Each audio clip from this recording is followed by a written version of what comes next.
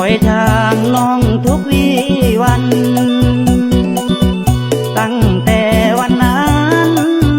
ไอ้พันเห็นน้องทุกคืนไอ้ขับรถผ่านสถานหัวใจอีหลีกายแล้วก็ยังบ่มี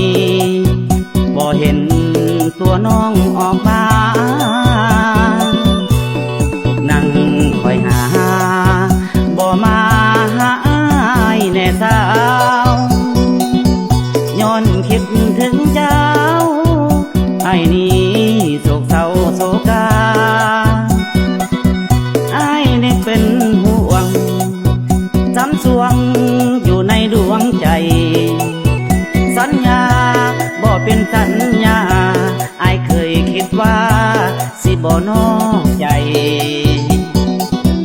ไอ้เคยตั้งใจในนามเฮาเป็นแฟนเก่าสงสา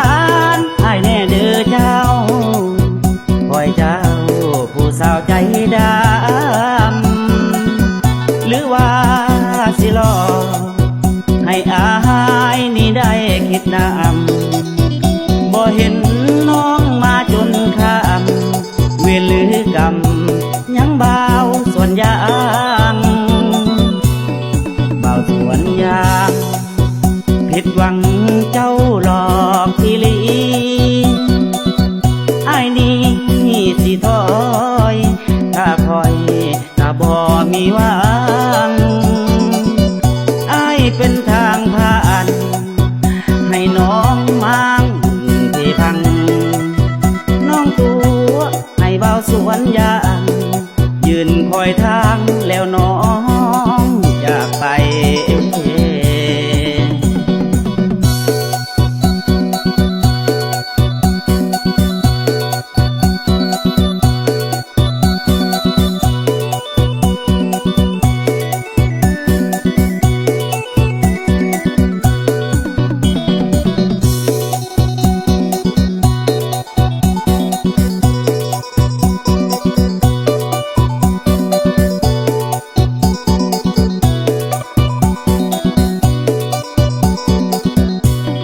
เคยตั้งใจในนามเฮาเป็นแฟนเก่าสงสารไอ้แน่เด้อเจ้าคอยเจ้าผู้สาวใจดำหรือว่าสิรอให้อายนี่ได้คิดนำบ่เห็นน้องมาจนข้ามเวรหรือกรรมยังเบาส่วนยา